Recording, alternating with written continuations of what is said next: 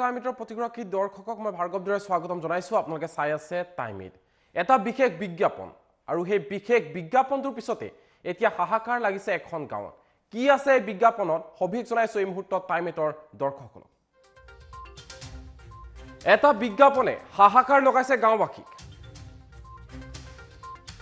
ওলাই আহিল তামুলপুৰ আঙাৰকাটা গাঁৱৰ ৰাইজ। কালানৈৰ ওপৰত আছে দুটাকৈ মহল। দুইটা মহলৰ বাবে পূৰ্বৰে পৰা বিপদত পৰিছিল গাঁওবাসী আৰু পুনৰ আন এটা মহলৰ বাবে বিজ্ঞাপন প্ৰকাশ হোৱাত এতিয়া ক্ষোভিত হৈ পৰিছে সৰ্বসাধাৰণ ৰাইজ। ভাৰত ভূটান আন্তঃৰাষ্ট্ৰীয় ঘাইপথত থকা কালা নদীৰ দলঙৰ প্ৰতি এতিয়া ভাবুকি আহি পৰিছে। ৩ নম্বৰ মহল হলে তীব্ৰ জলসংকটত পৰাৰ আশংকা প্ৰকাশ কৰিছে গাঁওবাসীয়ে আৰু ভয়ানক বিপদত পৰিব বৃহত্তৰ আঙাৰকাটাবাসী ৰাইজ।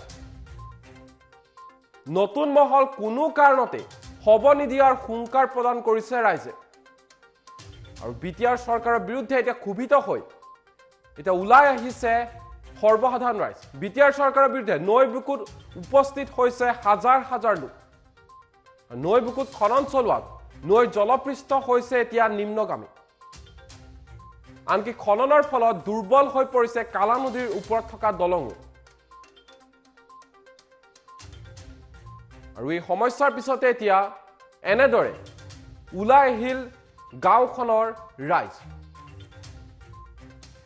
এই মুহূৰ্তত দেখুৱাইছো দৃশ্যাংশ। এটা বিজ্ঞাপনক কেন্দ্ৰ কৰি এনেদৰে মাৰ বান্ধি ওলাই আহিল গাঁওবাসী। তামুলপুৰ আঙাৰকাটা গাঁৱৰ এইসকল ৰাইজ।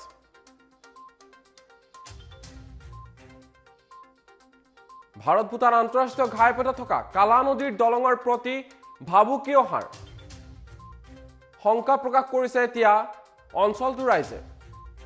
আনকি তীব্ৰ জলসংকটত পৰাৰো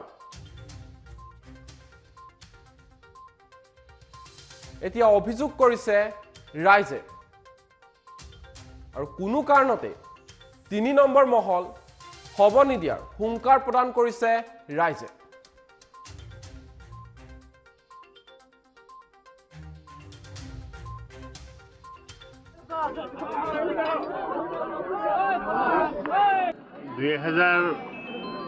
পৰা এই মহলটো বন্ধ কৰাৰ কাৰণে লাগি আছো।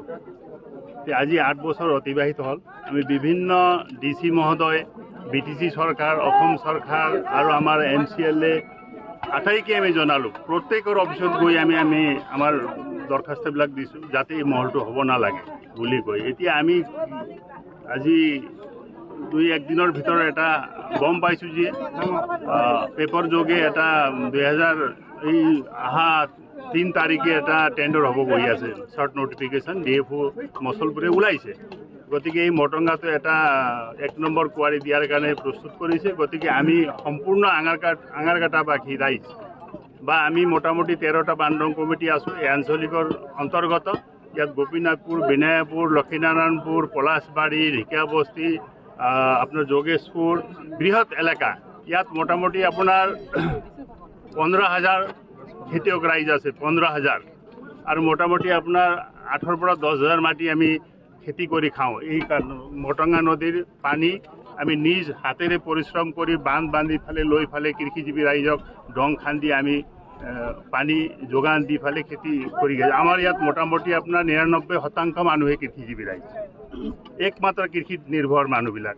গতিকে চৰকাৰে যদি আৰু এটা মহল 3 আৰু 5 আছে অলৰেডি ইয়াত খনন কাৰ্য চলি আছে। JCB কোকলিন লগাই ফালে দিনত 100 গাড়ী আপোনাৰ ডাম্পাৰি দি ইয়াৰ পৰা শিলবালি কঢ়িয়াই লৈ যায়। সেই শিলবালি কঢ়িয়াৰ ফলত তাত গাঁতা হৈছে। ওপৰৰ পৰা ভূটানৰ পৰা অহা মানে যাই ফালে গাঁতাবিলাক ভৰে আমাৰ ডংটো গৰাখহনীয়া হৈ আছে। এই অৱস্থাত আমাৰ এই ৰাইজে ভুগিব লগা হৈছে। গতিকে এই যোনটো নতুনকৈ এটা জন্ম লৈ আছে মহল, এই মহল আমি কেতিয়াও নিবিচাৰোঁ। য'ত এই চৰকাৰে বা আমি BTC চৰকাৰকো আমি জনাইছোঁ কোনো পথে এই মহলটো আমি দিব নালাগে। মহলটো যদি দিয়ে আকৌ নতুনকৈ যদি এটা মহল জন্ম দিয়ে তেনেহ'লে বিৰাট এনে ক্ষতি হৈছে। আমাৰ 2টা মহলহে দিওঁ, যিহেতুকে এতিয়া ৰংগিয়া ভূটান একমাত্ৰ ৰোড, এইটো ইণ্টাৰনেশ্যনেল ৰোড। ইয়াত এটা মটঙা নদীৰ ওপৰত এটা বৃহৎ এটা দলং আছে। এই দলঙৰ আজি আমি দেখাতে মোটামুটি 5 ফুট 10 ফুটমান তলত গৈছে, ফুটাবিলাক ওলাই গৈছে। আৰু যদি খনন কাৰ্য চলে নতুন মহল দি ফেলে তেনেহ'লে এই ব্ৰিজটো ভাঙাটো নিশ্চিত। বিৰাট এটা ক্ষতি হ'ব। আৰু আমাৰ পানী উঠাৰ কাৰণে সুবিধা নহয়, যিহেতুকে মাটি নদীটোৰ তলত মাটি উদাং হৈ গৈছে, মাটি ওলাই গৈছে, মোটামুটি 8 ফুট দ হৈ গৈছে নদীটো। গতিকে পানী আমাৰ নহ'ব। আমি বান্ধি ফালে পানী ডংটো থাকিব 10 ফুট ওপৰত, তলত থাকিব নদী। এতিয়া আমি কেনেকৈ পানী উঠাম? এই অসুবিধা হ'ব। হয়, অলৰেডি আমি ইয়াত আজি উপস্থিত হৈছোঁ আমাৰ আঙাৰকাটা আঞ্চলিক ডং সমিতি, আৰু এই ডং সমিতিত অন্তৰ্ভুক্ত আছে 13খনকৈ আমাৰ শাখা সমিতি, আৰু ইয়াত কমেও 1000 আমাৰ মানুহ আজি উপস্থিত হৈছে। তো আমি আজি কিয় উপস্থিত হৈছোঁ? আজি বিগত কেইবা বছৰ ধৰি বিগত চৰকাৰে ইয়াত এখন দুটা অলৰেডি ইয়াত মানে কুঁৱাৰী আছেই, থকাৰ স্বত্তেও আৰু এখন কুঁৱাৰী জাপি দিব বিচাৰিছিল, কিন্তু আমি প্ৰতিবাদত ইমান 7-8 বছৰ বন্ধ হয়। এই বছৰ নতুনকৈ আৰু এই কুঁৱাৰীখন হ'বলৈ গৈ আছে। তো আমি অলৰেডি আমি বিজ্ঞাপন পাইছোঁ যে অহা 3 তাৰিখত ডিচেম্বৰত ইয়াত হেৰিটো অনুষ্ঠিত হ'ব। তো সেইটো আমি প্ৰতিবাদ কৰিবলৈ ওলাইছোঁ চবেই। কোনো পধ্যেই এইখন আমি টেণ্ডাৰটো দিবলৈ নেদাওঁ, কুঁৱাৰী নতুনকৈ দিবলৈ নেদাওঁ। এইকাৰণে নেদাওঁ যে আমি ইয়াত যদি নতুনকৈ এটা কুঁৱাৰী হয়, ফলত আমাৰ এই বৃহত্তৰ আঙাৰকাটা অঞ্চলত যিটো 13খনকৈ মানে আমাৰ ডং সমিতি আছে, ইয়াত বহুতো পপুলেশ্যন আছে। ইয়াত এই পানীৰ ভূটানৰ পৰা অহা নদীৰে পানী দি আমি জীৱন নিৰ্বাহ কৰি আছোঁ। ইয়াত পুখুৰীত পানী জমা কৰি গৰু ছাগলী খোৱা হয়, গা ধোৱা হয়, বিভিন্ন খেতি বাতি কৰি আমি জীৱন নিৰ্বাহ কৰিছোঁ। তো আমি ভাবোঁ যে কিছুমান ব্যক্তিগত স্বাৰ্থৰ কাৰণে, কিছু ৰাজনৈতিক লাভালাভৰ কাৰণে কিছুমানে বিলাসী জীৱন কটোৱাৰ পৰিৱৰ্তে আমাক সাধাৰণ দুখীয়া ৰাইজক জলাঞ্জলি দি কোনো এটা সিদ্ধান্ত ল'ব। আমি এই সিদ্ধান্তক কেতিয়া মানি নলওঁ। অক্টোবৰ নৱেম্বৰৰ পৰা আমি ইয়াত অল আঙাৰকাটাত আমি পানী নাপাওঁ। পানীৰ কাৰণে আমাৰ খুবেই সমস্যা। এতিয়া আমি আমাৰ এই খেতি পথাৰৰ কাৰণে যিটো ডং আহিছে, এই ডঙৰ পৰা যিখিনি পানী আহে আমি সপ্তাহত এবাৰকৈ পাওঁ, কেতিয়াবা নাপাওঁ। এইখিনি পানী আমাৰ এই বগাজুলিৰ পিনে যায়। 18 নম্বৰটো হৈছে ভূটানত পাছ কৰা ডং, তেওঁলোকৰ ডঙত পানী যায়, আমাৰ এইপিনে ডঙত পানী নাহে। এতিয়া আমাৰ এইপিনে পাছ কৰাও নাই। আৰু ওপৰত এতিয়া ফেক্টৰী বহাইছে, ভূটানত ফেক্টৰী বহাইছে। সেই ফেক্টৰী বহোৱাৰ কাৰণে আমাৰ এতিয়া পানী নাপাওঁ। এইপিনে পানীৰ কাৰণে খুব সমস্যা। আৰু এইপিনে যিখিনি পানী বাগৰি আহে সেইখিনি আকৌ মেনকা চাহ বাগানে লৈ যায় পানীখিনি। 1 নম্বৰত পানীৰ সমস্যা।